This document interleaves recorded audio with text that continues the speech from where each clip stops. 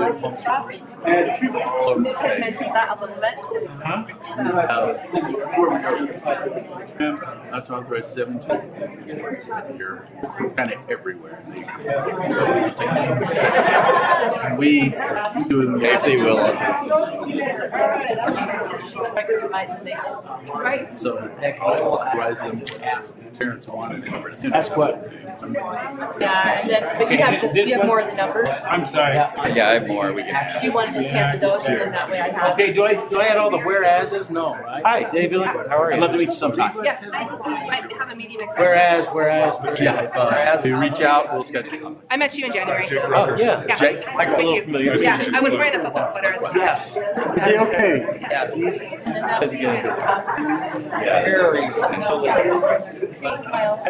So I'm driving today. I'm driving about 100 miles an hour.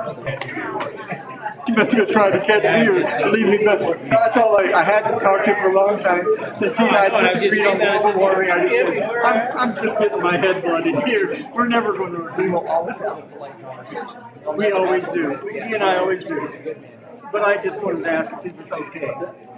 Oh, yeah. Better continually improving. Nice time. It's a,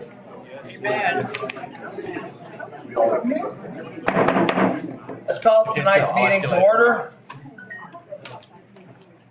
Please let's stand for the Pledge of Allegiance. Oh, roll call. Bates. Here.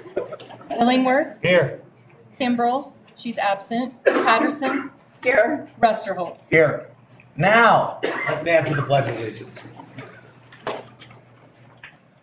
I pledge allegiance to the flag of the United States of America and to the republic for which it stands, one nation, under God, indivisible, with liberty and justice for all. for a moment of silence. I need you to.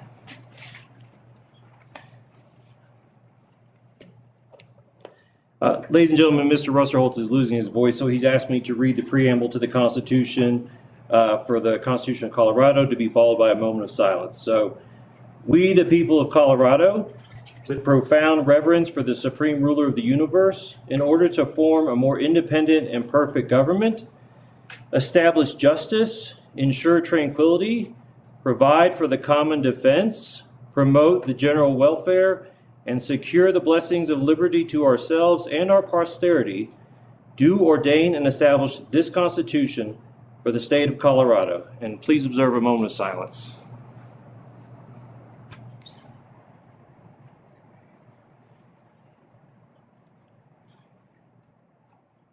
Thank you.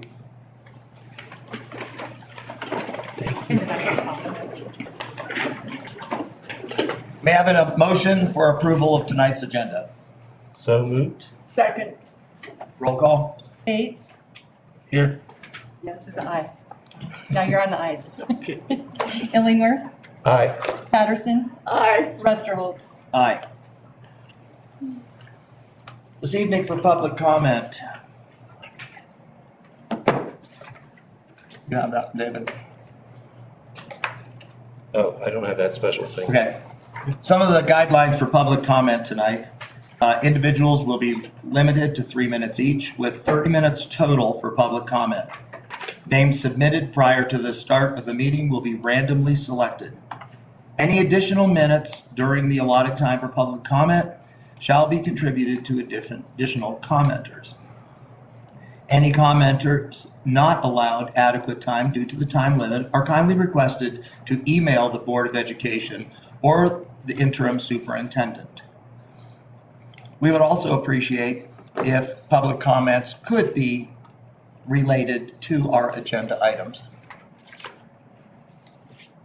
Kelly, first in the basket. Number 20, Nate Owen.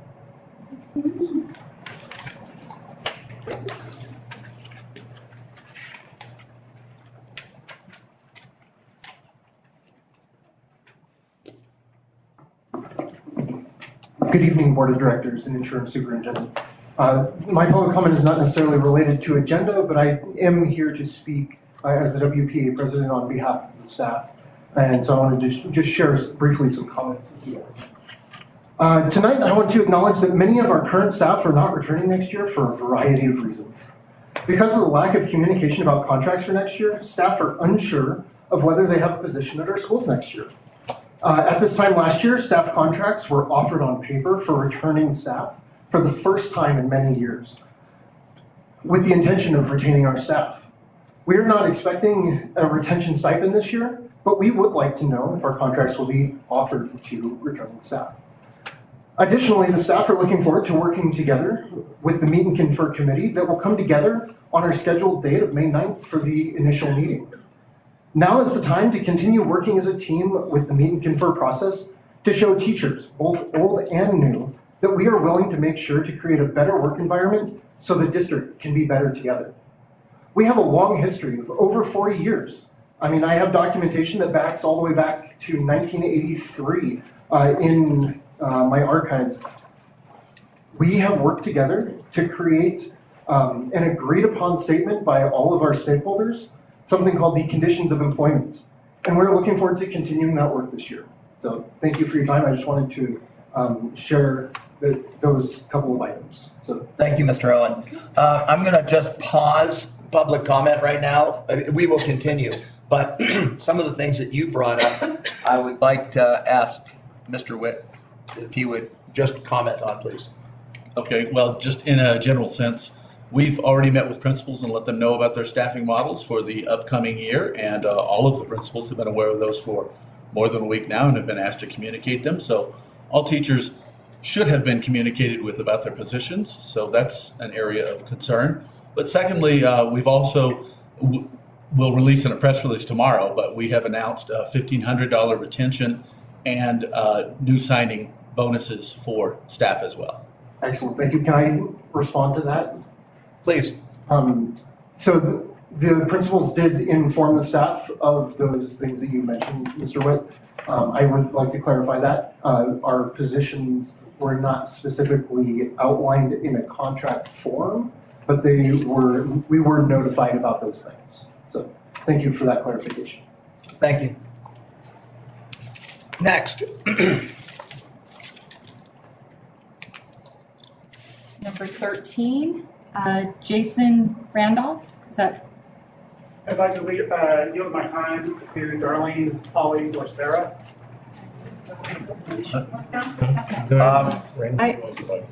What? Draw another name. Yeah. Yeah, we, Just another one, because that's really not fair. no, we're not, Move on. Yeah, that was in the directions that we're not yielding time. so did you want to go ahead and speak, sir? No, thank you. Okay.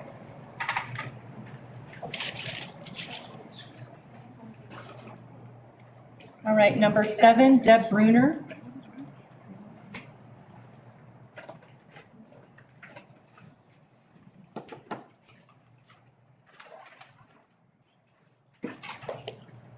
Thank you.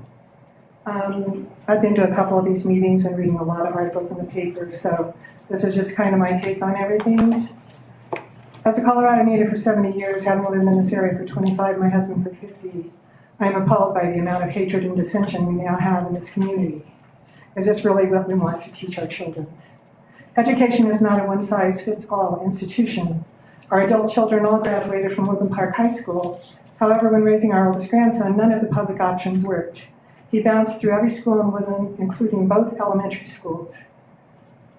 I was in tears when we finally found a charter school in Colorado Springs that worked. However, due to the schedules, we were unable to continue the commute. Panther Academy was his saving grace, an alternative program at the high school, and he graduated with a diploma from Woodland Park High School.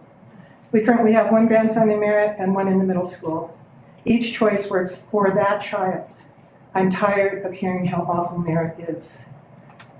If we'd had a choice when my older grandson was in school, it could have saved years of heartache and battle that we endured. Children are learning to hate from their parents. Each morning we drop our grandsons off at school. Middle school boys passing my 9-year-old grandson who was headed for Merritt look at him with disdain as they pass. This is what we are teaching our children. I overheard some teachers and parents talking at the last meeting I wouldn't want those teachers teaching my family. Don't get me wrong, I love our teachers. However, they need to leave their personal agendas at the door. Parents and teachers alike should be ashamed of the example they are setting. We hear so much about diversity and critical thinking. Diversity is about choice. Charter schools are a choice for many. Critical thinking is about researching both sides, then choosing what resonates for that individual, not about bullying people of differing opinions into thinking your way or no way. As for sixth grade staying in elementary, I invite you to do some research. Research shows that this age does better emotionally, academically, and behaviorally in the elementary school. It is said just because a child turns 11, it does not negate their need to play. 1 minute. It is shown that the increased level of stress going from secure environment to multiple classrooms with multiple teachers is overwhelming. Test scores drop significantly, children struggle emotionally, some exhibit behavioral problems that are known to continue throughout education.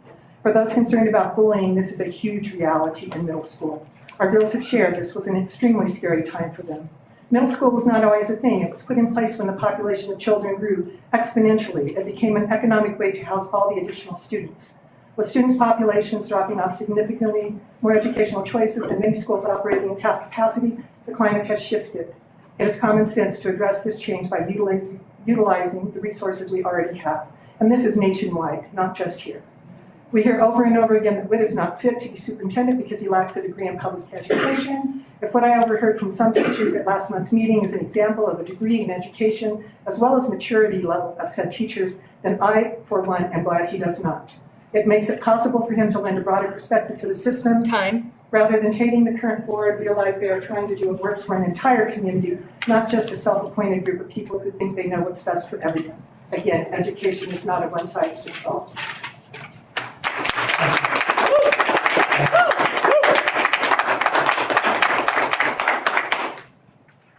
Next number is number 19, Drew, DePatie? DePatie. DePatie.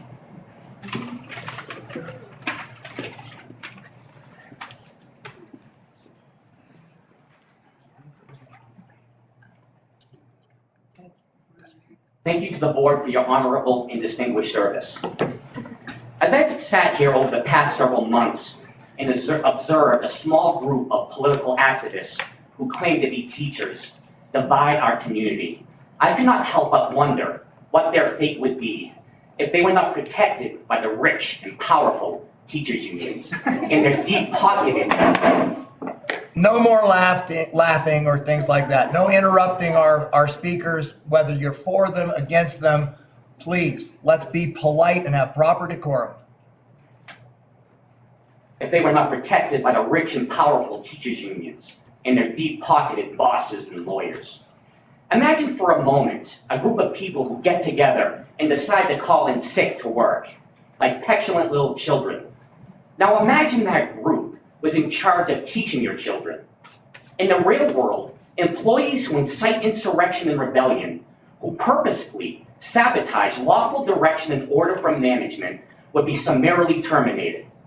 Mr. President, why is this allowed to happen in this school district in direct opposition to the will of the people? These teachers are hurting our children. You have to wonder why these insurrectionists are using children as weapons of mass deception by inciting them to walk out of class and parading them in front of public school board meetings. My only conclusion is the adults are not confident enough to communicate their ideas themselves, so they defer to children, and they continue to hurt the children in the process. This is an old-fashioned power struggle. The small fringe group has lost their grip on power, and it seems they will do anything to get it back. This is very important to consider, as this is a potentially dangerous situation. Mr. President, you must stand up to the mob and stop the next Reichstag that is bound to happen in the Woodland Park School District if you don't take action. In 1933, 1 minute. many believed the Nazis, who were a minority party at the time, much like the current extremists, seized power by setting fire to the Parliament building, and they blamed the opposition party and inflamed the emotions of the German people to elevate themselves to power. You can just hear it in the mob's rhetoric. They are driving towards an event that could be very ugly. As the old guard clings to tired, failed woke programs, that people of Woodland Park are breaking themselves free of that bondage. FCL, DEI, CRT will never set you free. Diversity won't set you free. Unity won't set you free. Becoming, which is written all over these walls, won't set you free. And dare I say, love won't set you free. As Jesus said in John 8:31-32, if you abide in my word, then you are my disciples indeed. And you shall know the truth, and the truth shall set you free. Time. Thank you, Mr. President.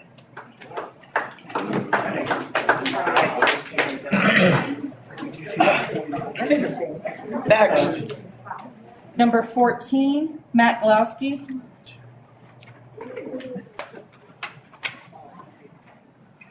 Hello, my name is Matt Galowski. A board member recently called me a radical extremist on the fringe. I'm just a pissed off parent, and I'm one of many. It's not just teachers that you're hearing about. So 3 minutes is not a lot of time. Let me cut to the chase. I want to share a sample with you today, some of the things we've learned about this board and its actions. These are things we would not have known if not for the Colorado Open Records Act, or CORA. We learned that our last superintendent, the board paid him $275,000 to leave. We learned that we currently spend over $11,000 a month on legal fees. Last month was over $28,000. Previous boards did a much better job of managing that. We learned that board directors use personal email accounts for district business. We've learned a lot about our interim superintendent. We learned that his contract allows him to continue his second job with ER BOCES. Combined salary is $310,000. He also gets a bonus from ER BOCES. You guys weren't as generous. We learned that he has a combined $1,000 a month automobile allowance. ER BOCES gives him a free cell phone. You guys give him $100 to go towards a cell phone, which he already has. His contract with them covers reimbursement of expenses. Contract with us does not. In the first 10 weeks of the year, he charged 14 meals to the district. Average cost about $55. Include places like Ted's Montana Grill, Rosie's Diner and Monument, some fantastic Italian food, which I do approve of. On February 10th, he amended our contract between the district and Merritt Academy. He wasn't allowed to do so if you actually read that contract. And that amendment actually shifts money out of the classrooms of our 5 public schools. He also hired a member of the ER BOCES Board of Directors to be a consultant for our district. Last March, the board announced a transportation arrangement with Merit students, which is fantastic, but there is no agreement in writing. There's nothing saying how much money they will be paying, if anything, for this service. Let's shift gears a little bit to grants. That's been a pretty popular topic. Current school year, the district received 30 grants, total of about $2.2 million. This upcoming year, we've applied for 2 grants, about $250,000 total. The district mental health supervisor emailed our interim superintendent. We learned a lot from that email. She said that she expects to lose mental health grant money of $1.2 million, which is currently funding 15 jobs in our community. One grant, the substance abuse grant, funded 2 jobs itself with additional funding for prevention. It was up for renewal. It was not going away. You just had to say, yeah, we'll take it again. Didn't do that. When the interim superintendent asked how we'll continue to work to prevent youth suicide, he stated that we are a public school and will prioritize our students' academic success. This board says it supports transparency in the district, but the truth is the only transparency we have is because of CORA. You have just been showing us what you want us to see. Time. Woo!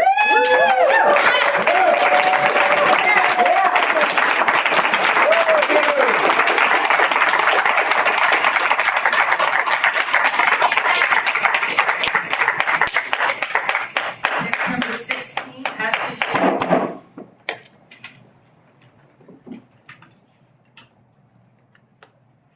Who's the next person? Ashley Shields.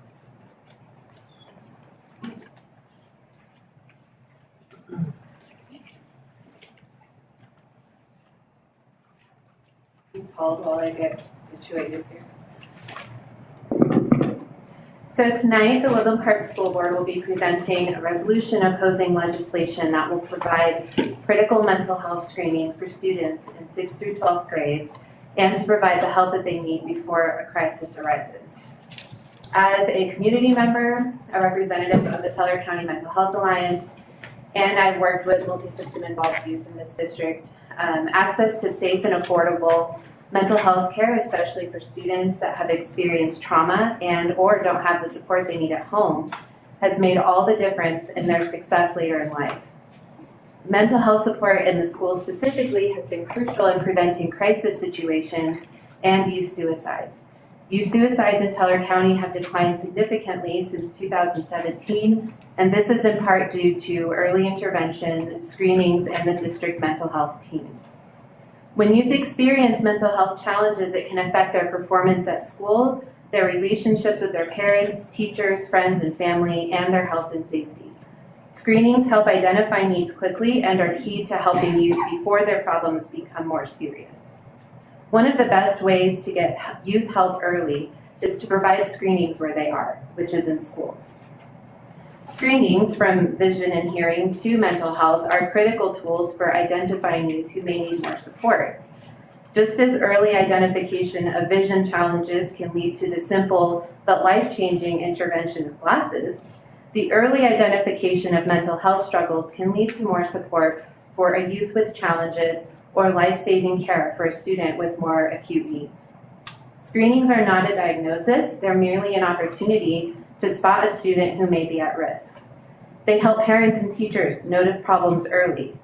Other preventative school screenings, such as for hearing, vision, and scoliosis, equip parents and schools with the information that they need to help children. The same is true for mental health screenings. Like many other health conditions, One minute. Get help early, outcomes are better and lives are saved.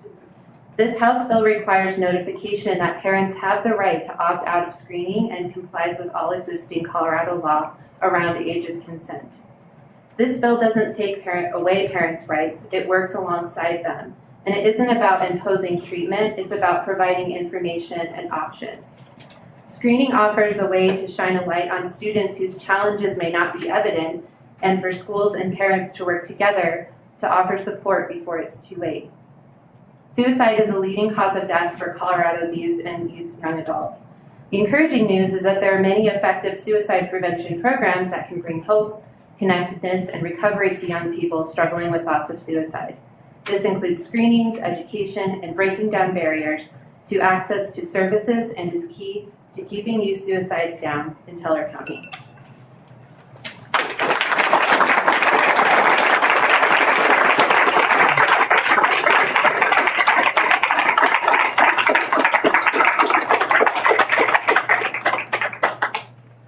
Next number is 6, Craig Johnson.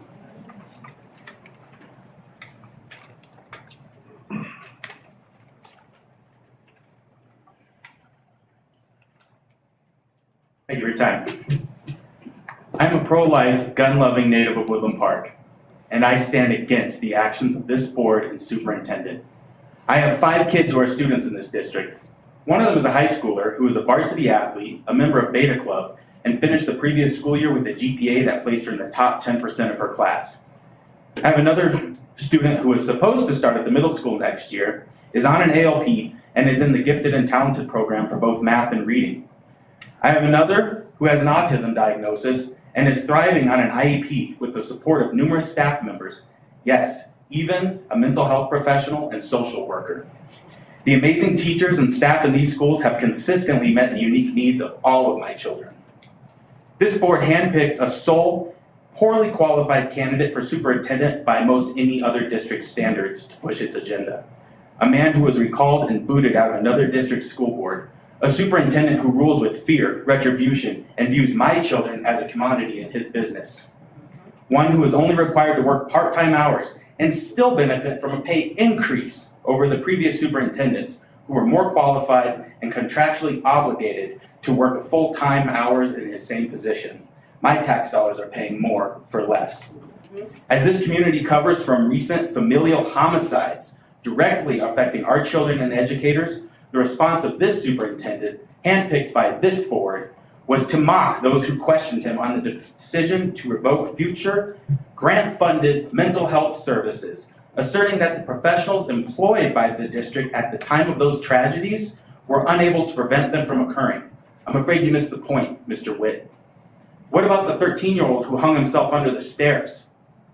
Or the elementary school-aged child reeling after first responders desperately tried to save the life of his developmentally delayed brother who later died. Or the homeless camp surrounded by trash and drug paraphernalia. 1 minute. Occupied by a family with school-aged children. How about the home with frequent incidences of domestic violence with kids that are powerlessly left to watch, to suffer in silence? What about the middle schooler who has been repeatedly molested by a family member since she was in elementary school? Unfortunately, that's part of the real world. These kids need to know that there is someone who is trained and educated to be there for them. You're taking away so much of that grant-funded service. Why? The board president recently briefly excused himself from his position to address the public and ascribed to himself the Christian attributes of forgiveness, mercy, grace, faith, hope, peace, being able to quickly forgive and not hold grudges, and to show love to others. Tell that to the teachers. How can we expect children to thrive under the workplace conditions their teachers have been subjected to? Recently, my wife and I registered all 5 of our children in a different district, something we never thought we would do. And later, when you skew the, 2 more sentences. When you skew the enrollment numbers to make an argument for taking away resources from the other schools to give priority to merit, remember, my kids aren't leaving the district because of the schools they're in.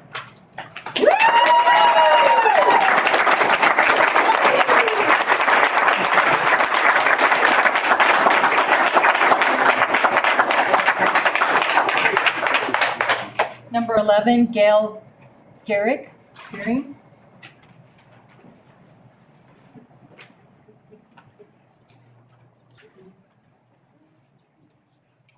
Because I wear a mask for health reasons, may I have somebody else read this?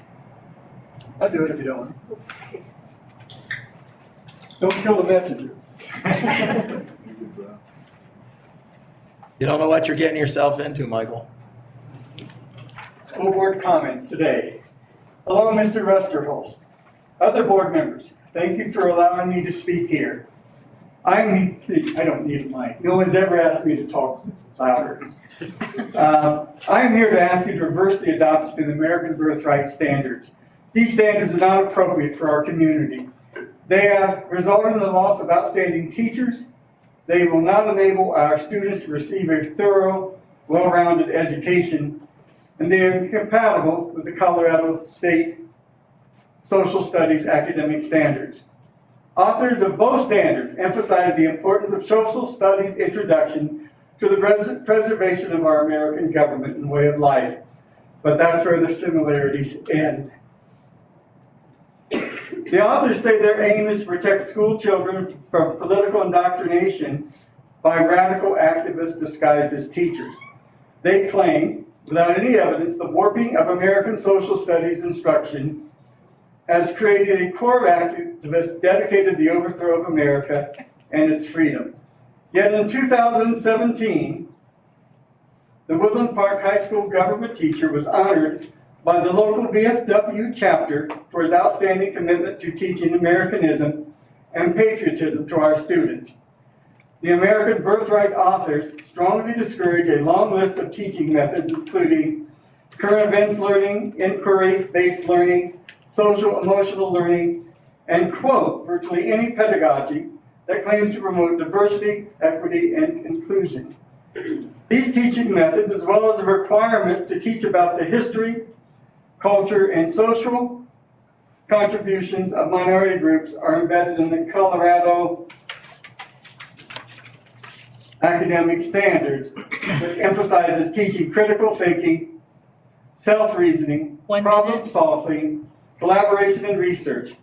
As recently as 2 weeks ago, the same teacher I previously mentioned was complimented by the Teller County clerk and recorder for encouraging students to register to vote and serve as election judges. This will not happen under the American Birthright standards, both because it is discouraged, but also because, sadly, this teacher will not be in our schools next year. Despite claims, the district will ensure Woodland Park courses meet both the American have any intention of doing so. I'm not quite sure. Inappropriately using the standards as a premise to censor a book. An elective English literature course, while administrators will make good faith efforts to follow the rule. I believe our school community wants you to follow the law and to represent total needs and concerns. You should be supporting and working to retain outstanding teachers and students. Time. Should learn, last sentence, should learn critical thinking skills and receive a well-rounded education. That includes learning about the experiences and perspectives of all Americans.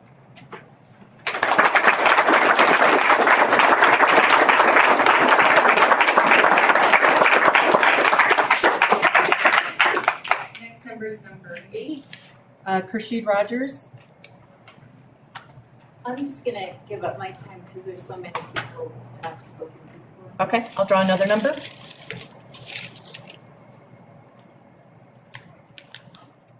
Number 5, Lindsay Garrison.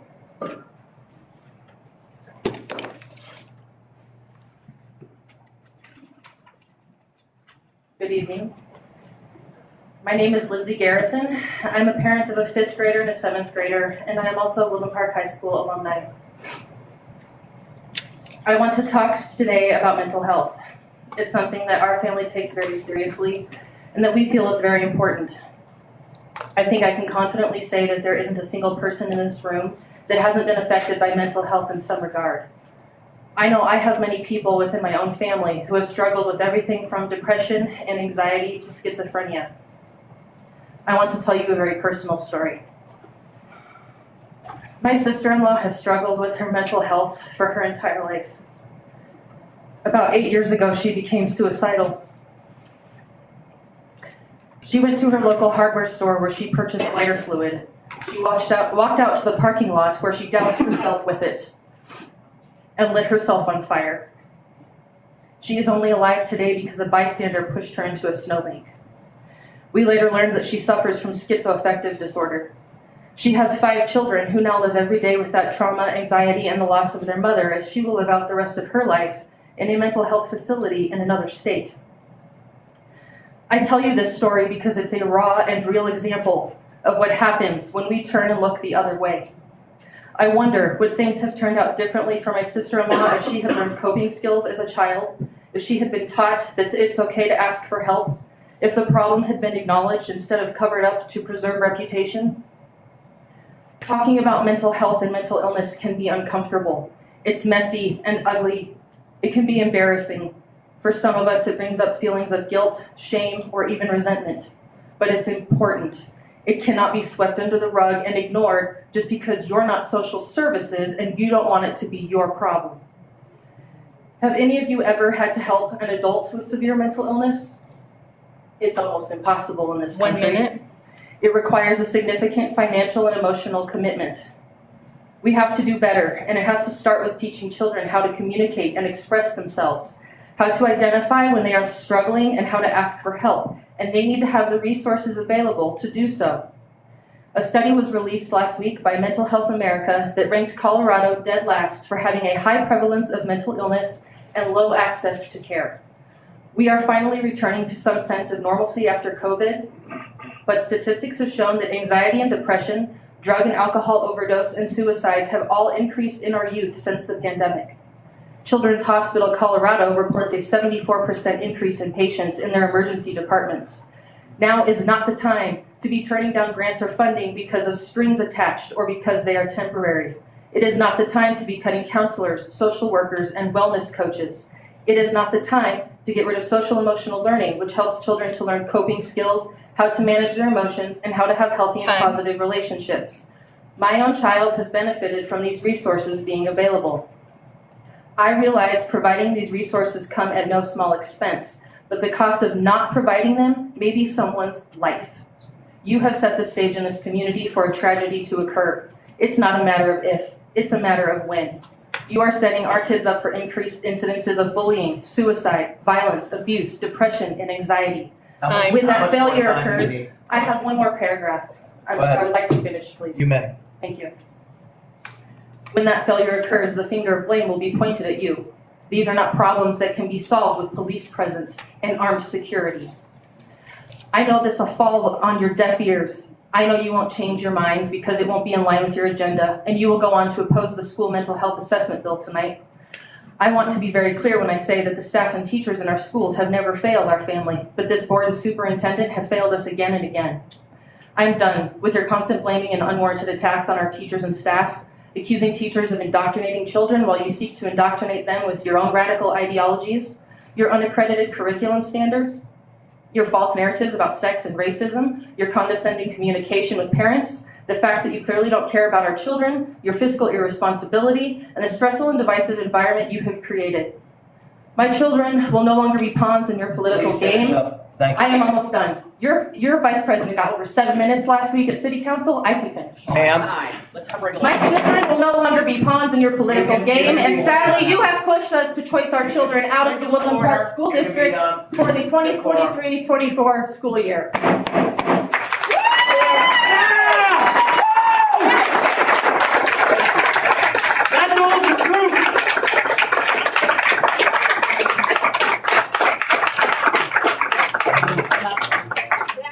Our last one. We have. Okay. This is our. You have an opportunity when you get here. Please use proper decorum. This will be the last one with our time, and I want to thank those that signed up that don't get the opportunity to speak. Last number is number 17, Amber Hemmingson.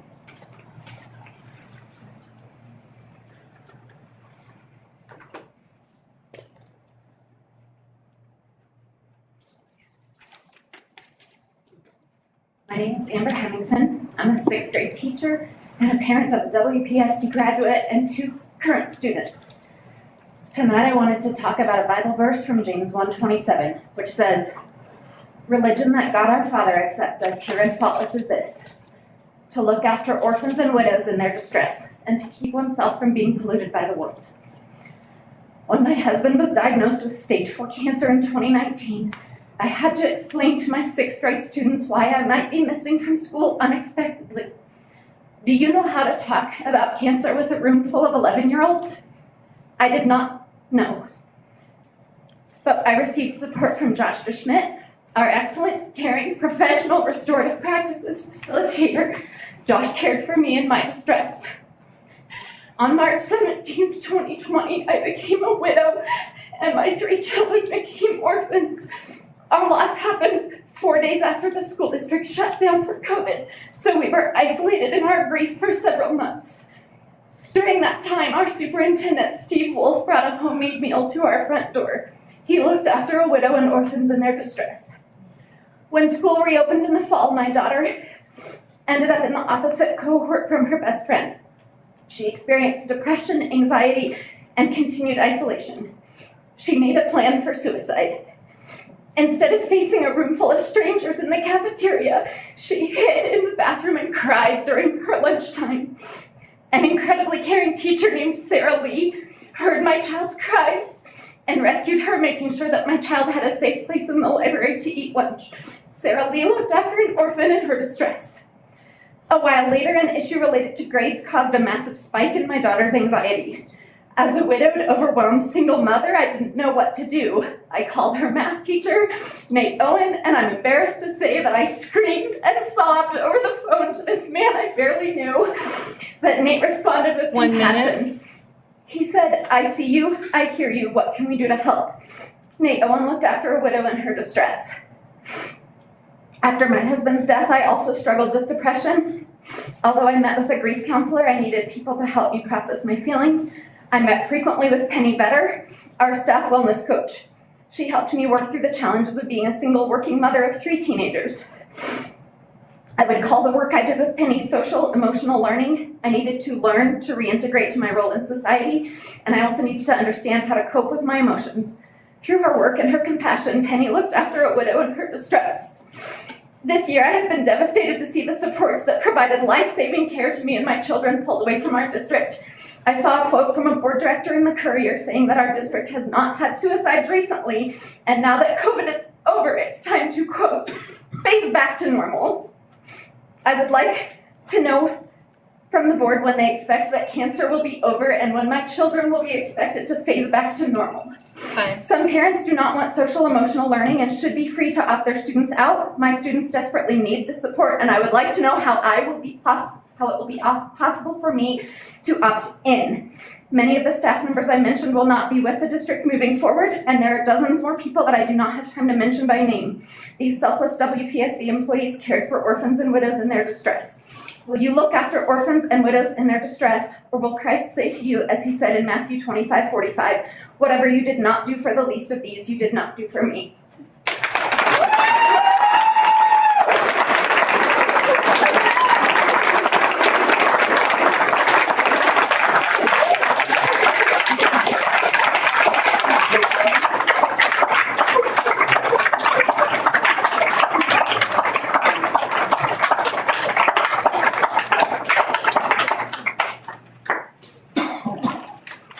Thank you.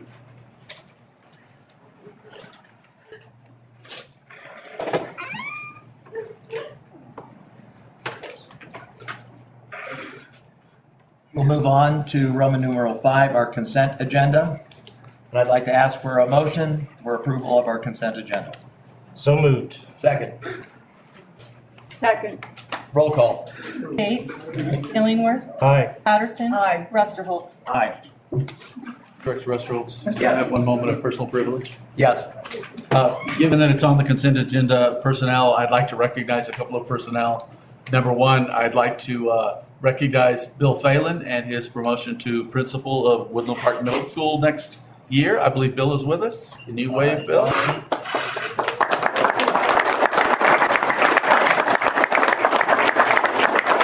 And we have a new Director of Business Operations, Chief Operating Officer Aaron Salt, who's with us tonight. Welcome aboard, Aaron.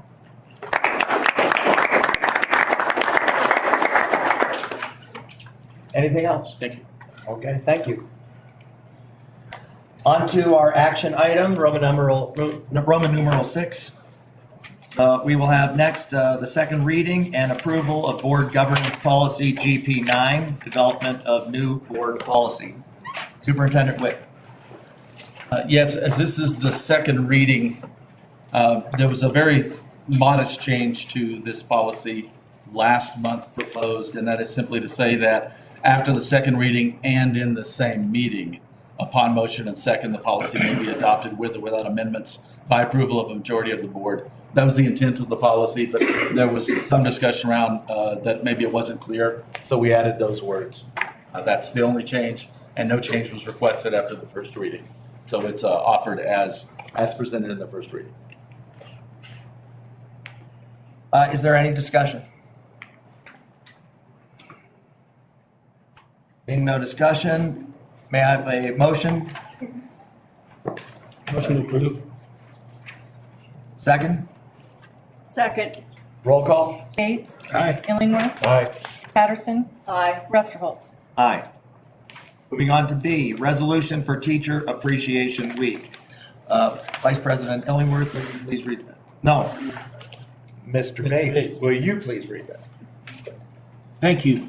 Whereas teachers mold future citizens through guidance and education, and whereas teachers encounter students of widely differing backgrounds, and whereas our country's future depends upon providing quality education to all students, and whereas teachers spend countless hours preparing lessons, evaluating progress, counseling and coaching students, and performing community service, and whereas our community recognizes and supports its teachers in educating the children of this community. Now, therefore, be it resolved, we, the members of the Board of Education of Woodland Park School District RE2, proclaim May 8th through 12th, 2023 as Teacher Appreciation Week, and be it further realized that the Woodland Park School District RE2 strongly encourages all members of our community to join in personally expressing appreciation to our teachers for their dedication and devotion to their work. Thank you. May I have a motion to approve resolution as read, declaring May 8th through 12th, 2023 as Teacher Appreciation Week? So moved. Have a second. Second. Roll call. Bates. Aye. Illingworth. Aye. Patterson. Aye. Rusterholz. Aye. Letter C, redistricting. Superintendent Witt. Yes, last month we discussed the need for redistricting of director districts. This month we bring forward a map. How do we display that? Okay, no worries. For that redistricting, the criteria for redistricting, the three priorities used were, number one, roughly equal population in each district, statutory requirement. Number two, well-consolidated district boundaries that reflect current geographic clusters as much as possible. Compactness is also required. And number three, preservation of current director resident districts. We did involve legal counsel in preparing this, and they're here if there are questions. A couple of things that I'd like to point out.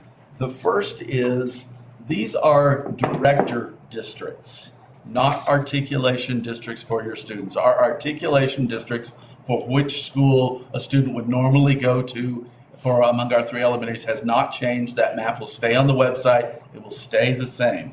This is the director districts for purpose of elections. The director must live in, the three directors that are within a district must live each in one of these three districts. And then we have two at-large directors as well. So that is all this impacts. The second thing I would point out for the board is while the lines are drawn clearly according to precinct boundaries, which is the information we get from the county for population to make certain that the population is equal, roughly equal in each of the districts, we don't have the street name description quite yet. It wasn't available from the county by time for this meeting, so we will have a street level street map with this drawing on it very shortly. But we don't have it by street name presently. We have it by precinct boundaries clearly drawn on the map. It won't change. We'll just name the streets. Any discussion? If we could flip for one moment to the other map, I just want to make it clear. This is the old map for school articulation, but it was also the director district map before. I want to point out that they will now be different.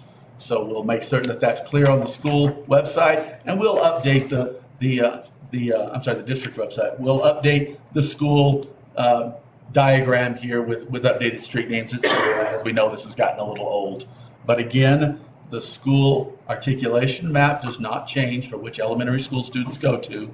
The other map, if we go back to it, defines where the districts that directors must live in, which ones in which they must live to run for office. Any questions? Any questions?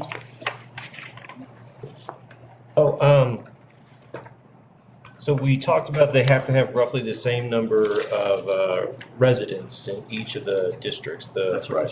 And I know we tend to call the districts according to the elementary schools. So there's Columbine, which I represent. There's Summit and there's Gateway, and I think Ms. Patterson represents the Summit district, and Director Kimbrell represents the Gateway district.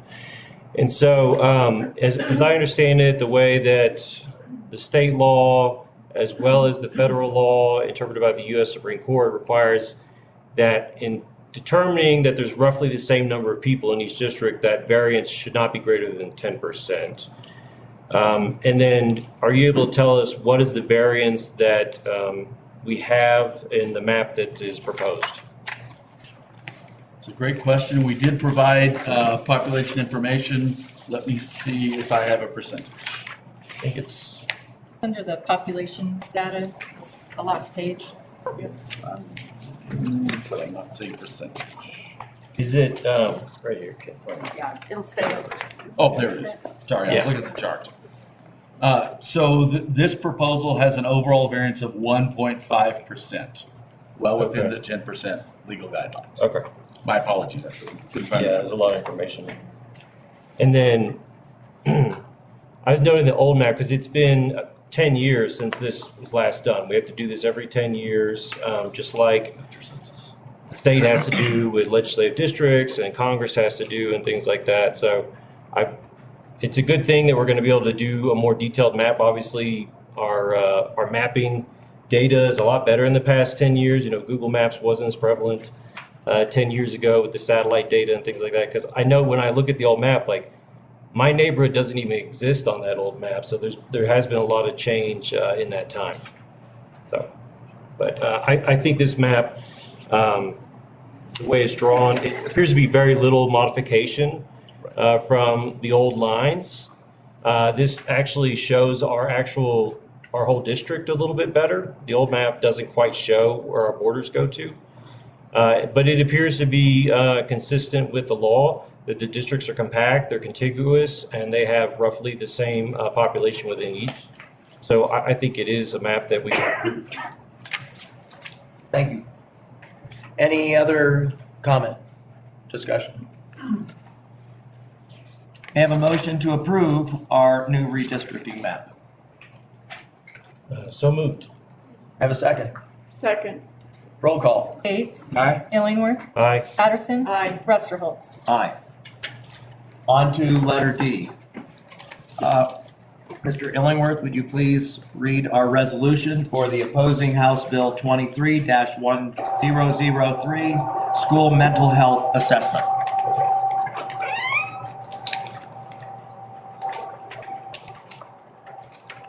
Thank you, President Rusterholz. Preamble.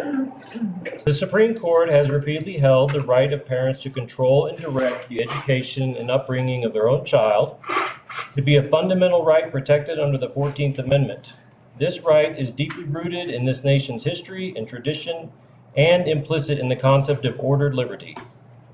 Whereas, this board affirms the Woodland Park Board of Education fully supports the right of parents to be the authority in the education of their children.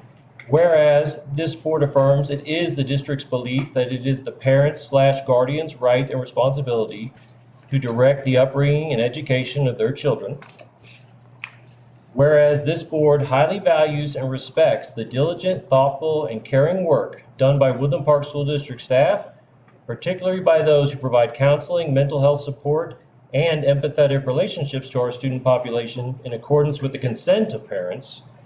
Whereas the safety and welfare of all children starts in the home, and parental involvement is a vital part of student mental health and physical health, as well as educational success. And whereas HB 23-1003 seeks to usurp parental guardian authority of their minor children by interposing the state as a surrogate decision maker, now be it resolved we, the Woodland Park Board of Education, do hereby oppose House Bill 23-1003, School Mental Health Assessment, and will opt out of this and any other bill or measure that violates parents' rights. Any discussion? I think that it's important that the parents are in charge of their children's education, personal instruction, on conduct, and they are the ones who are in charge of their child's mental health. But I think that it's important that we also acknowledge that teachers and administration, they are also deeply involved with their students. They love their kids. When they see kids are in trouble, they're always helping them. But I think that it's important that we're taking this step, that the state is not in charge of the mental health of your children, my kids. You're in charge of that, and we partner with the parents to help them with theirs and stand behind the teachers to help them with that. So I think I really...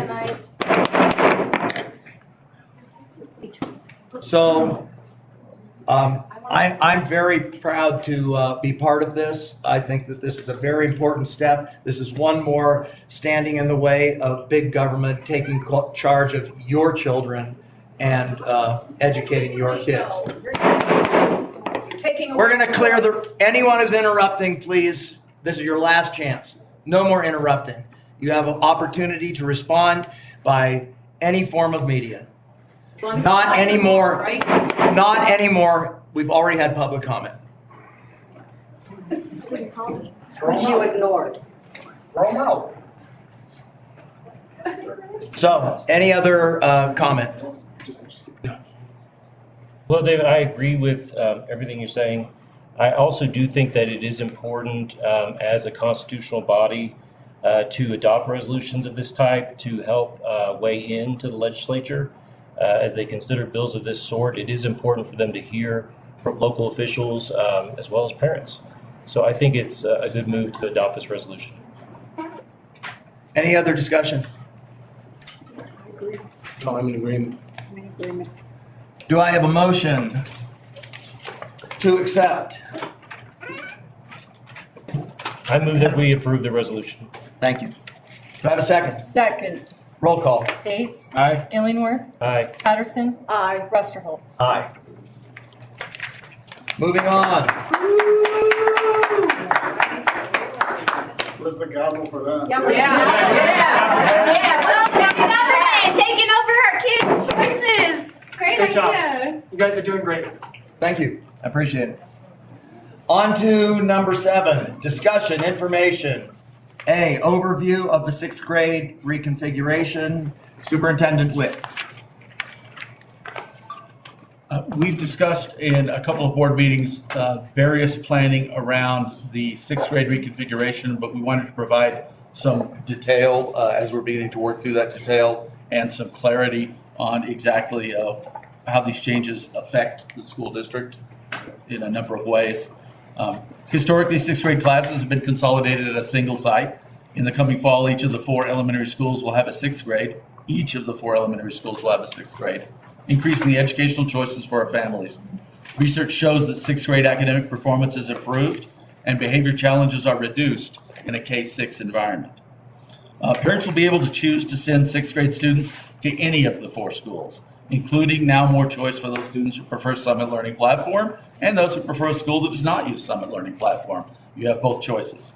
Teacher assignments have been determined to retain our 6th grade teachers with no licensing difficulties. There was some current concern expressed by that in the public, and we've had no issue there.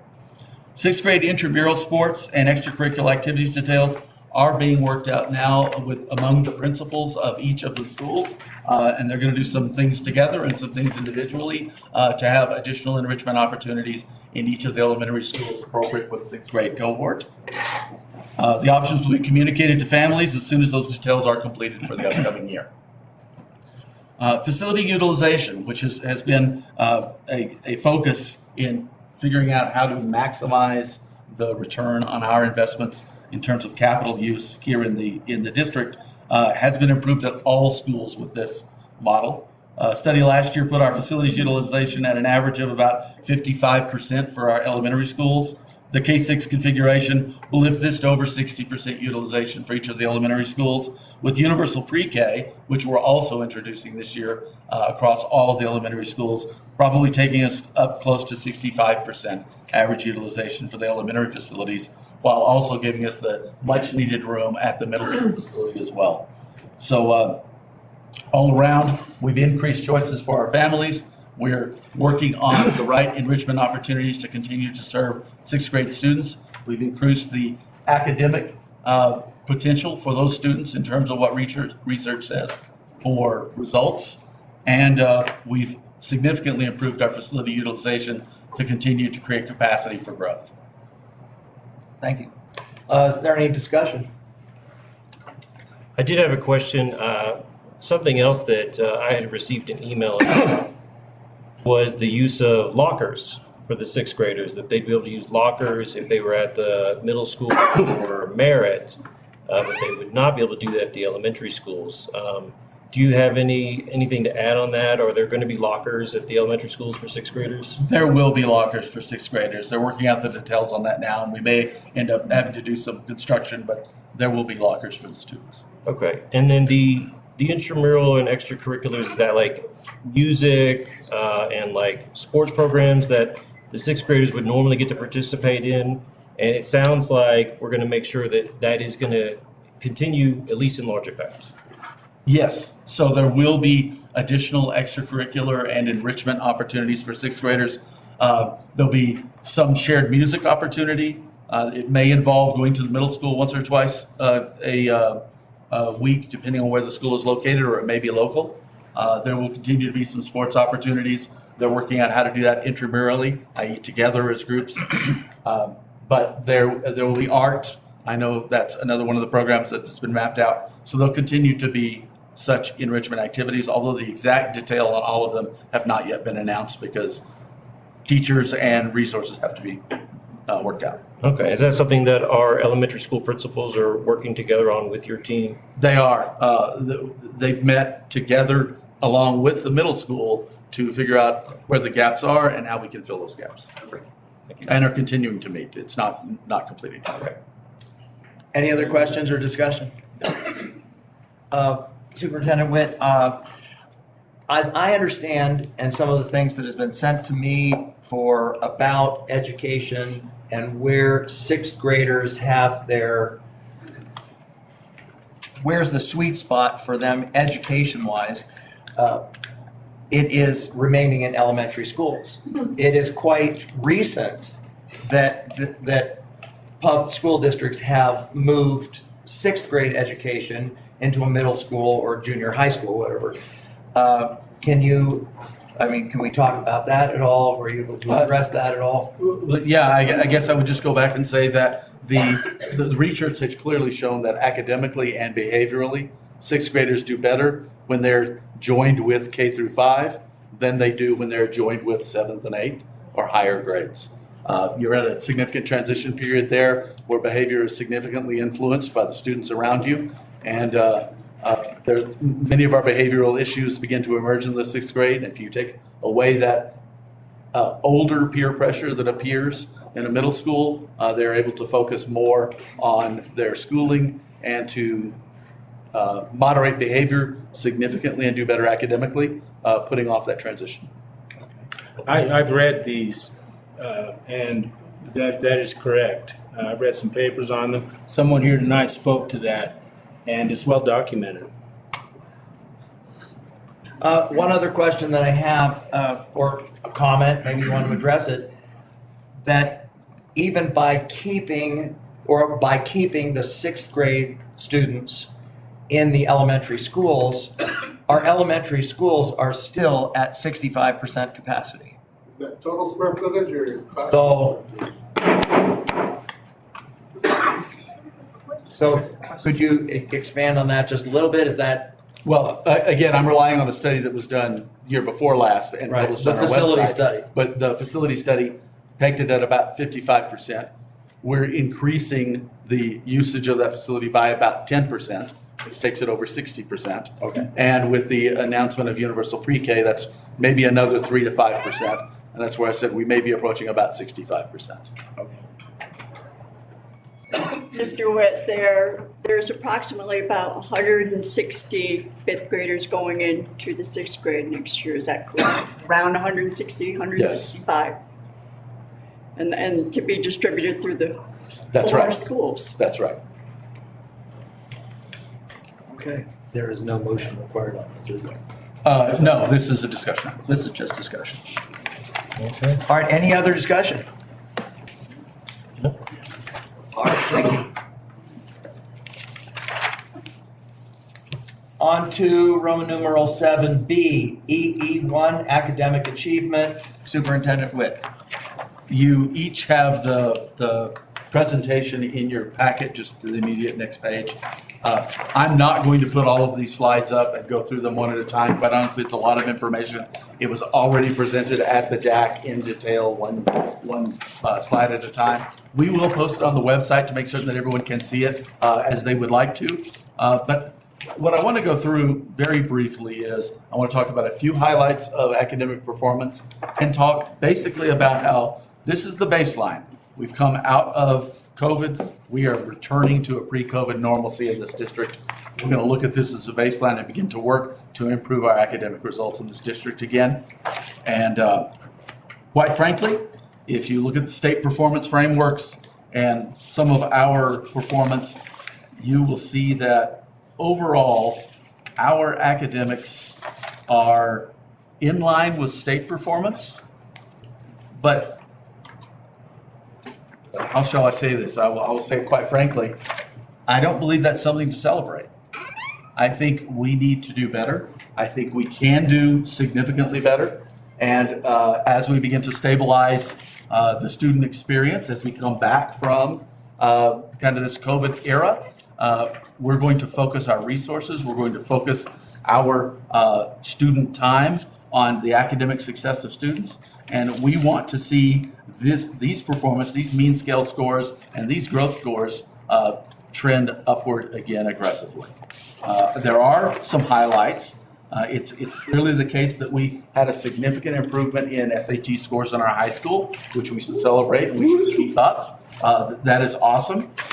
We have seen significant results on the PSAT, both pre and post-pandemic, but significant post-pandemic. So again, kudos.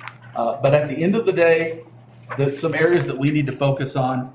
Achievement for students with disabilities, we need to focus and continue to improve there. Math achievement for students from economically disadvantaged homes at Summit Elementary School is below our norm, and we need to focus some resources there. And achievement for intermediate math, 3rd grade through 7th grade, has lagged. And so we're going to have to bring some focus there as well. And quite honestly, we've got some work to do on graduation rates as well. And so the bottom line is, this is our baseline. I do not believe that this is what we should be celebrating. I believe we have work to do. But we're coming out of COVID. You're not going to hear me talk about COVID and reasons for performance. We're going to focus on returning to a pre-COVID norm and focusing on academic results. Any discussion? And again, I will post the presentation so everyone has detail. Anyone have any comment? I'm just wondering, do you have, maybe perhaps this isn't the right place for this discussion, but the state assessment and attention areas, you mentioned students with disability, math achievement, economically disadvantaged homes. Will there be another time that you'll be discussing, that we can discuss how you're moving forward with this, what your plans are? Yes, we'll track some results on that. Full disclosure, we're in the transition period for a CAO, and I want to give them an opportunity to participate in the development of those plans. Right. So I don't want to pre-announce. Okay, good. You know, I think that the steps that we've made and that the school is making are good steps that, you know, we're doing great on the SATs. We're staying in pace with the state, but we don't want to settle for just what the state is and what the state level is. Let's far exceed that, because I think that we have the talent, we have the teachers, the administration that are given the right tools. They will really be able to push this school and make it a model school. Appreciate it. From the state. I want to add that from what I saw in these charts, it looks like, except for graduation rate, which was a little bit down, but it looks like we've seen increased performance this year over last year. Absolutely. And so I think everybody who's worked hard, our teachers, our kids, should all be commended, should all be proud of the progress and the growth that they've done, because you're always looking that you're doing better this year than you were before. That's always the goal. But I agree with you. We're not at some sort of astronomically fantastic number where we can all sit back and say, you know what, job well done. We've got it figured out. There's really nothing to tinker with here. I think we're heading the right direction. The trends are good. They're going the right way. And so let's step on the accelerator. Let's continue to find ways to make sure that trend keeps going up and goes up at a sharper incline. So congratulations to our teachers, to our kids for how they've done. And let's keep aiming higher. So thank you. Thank you. Any other comment? I appreciate you saying that. Okay. Board of Education reports. Any of the directors have anything they'd like to comment on?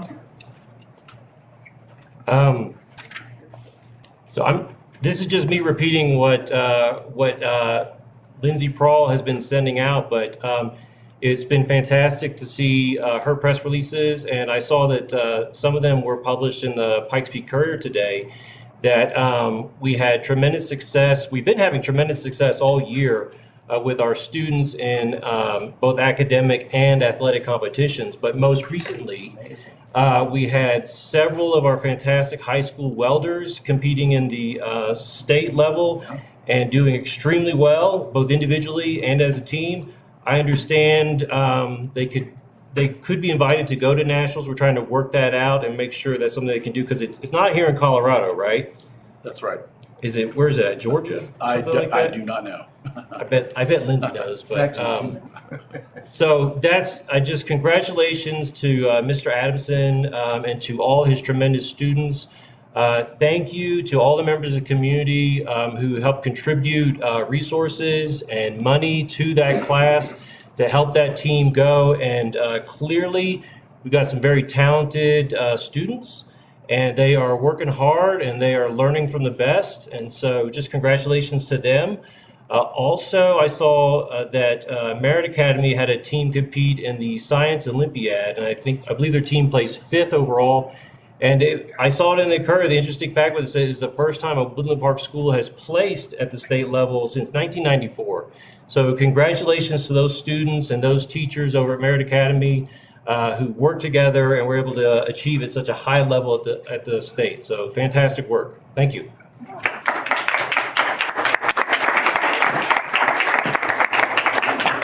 Anyone else? I wasn't aware about the welding program till Nate mentioned it tonight. I've been out of town, so I was excited. Yeah, that's great. Anything? Neither do I. All right.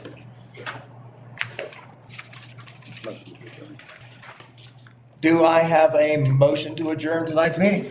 So moved. Second. Second. Roll call. Bates. Aye. Illingworth. Aye. Patterson. Aye. Rusterholz. Aye. Everyone, thank you for coming. The meeting is adjourned. Kelly, do you need me to sign that resolution? Yes, you should sign both of them.